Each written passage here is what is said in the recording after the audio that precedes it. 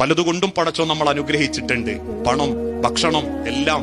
ഞാൻ പറയാറുണ്ട്, ഭക്ഷണം പടച്ചോൻ ഒരു കാലത്ത് കൊടുത്തിട്ടില്ലായിരുന്നു. എന്റെ വല്യമ്മയൊക്കെ മരിക്കുന്നത് വരെ പറഞ്ഞിട്ടുണ്ട്, അന്ന് വയലുകളിൽ നെല്ല് കുത്താൻ പോയിട്ട് പിന്നെ ആ നെല്ല് ഉണ്ടായി കഴിഞ്ഞാൽ അത് ഇടിച്ച് മാറ്റുന്ന സമയത്ത് അത് പൊടിക്കുമ്പോ കുറച്ച് തവിട് കിട്ടും, അതിൽ പഞ്ചസാര ഇട്ടിട്ടായിരുന്നു തിന്നല് എന്നൊക്കെ. ഇന്നോ ഓരോ റോഡിന്റെ വക്കിലും നമുക്ക് ആഗ്രഹിക്കുന്നത് വാങ്ങി തിന്നാൻ പറ്റും. അതും കേരളീയം മാത്രല്ല, ചൈനീസ്, തുർക്കിഷ്, ലബനാന്, ഇനി വേറെ രാജ്യങ്ങളുണ്ടോന്ന് അന്വേഷിച്ചോണ്ടിരിക്കുക. വേണ്ടാന്നോ തിന്നണ്ടാന്നോ അല്ല ഞാൻ പറഞ്ഞതിന്റെ അർത്ഥം.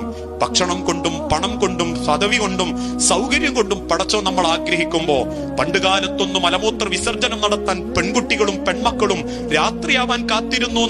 അന്ന് ബാത്റൂമുകളില്ല, വിസർജിക്കാൻ ഒരു സ്ഥലല്ല. ആരാന്റെ പറമ്പക്ക് കയറിപ്പോകുന്ന കാലഘട്ടത്തിൽ നിന്ന് അവനാന്റെ ബെഡിന്റെ തലക്കും ഭാഗത്ത് ബാത്റൂം ഉണ്ടാക്കുന്ന വികസനത്തിലേക്ക് നമ്മൾ എത്തിയിട്ടുണ്ടെങ്കിൽ മറക്കാൻ പാടില്ല പടച്ചോനെ.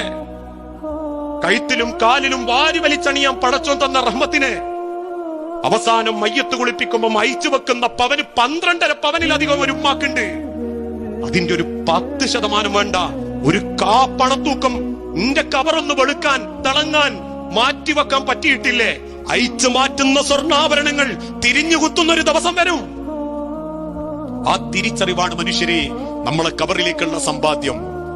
ആ സമ്പാദ്യത്തിന് അള്ളാഹു നൽകുന്ന അവസരങ്ങളാ ഇങ്ങനെയുള്ള അറബി കോളേജുകളും ബാക്കിയുള്ള കാര്യങ്ങളും ഒക്കെ.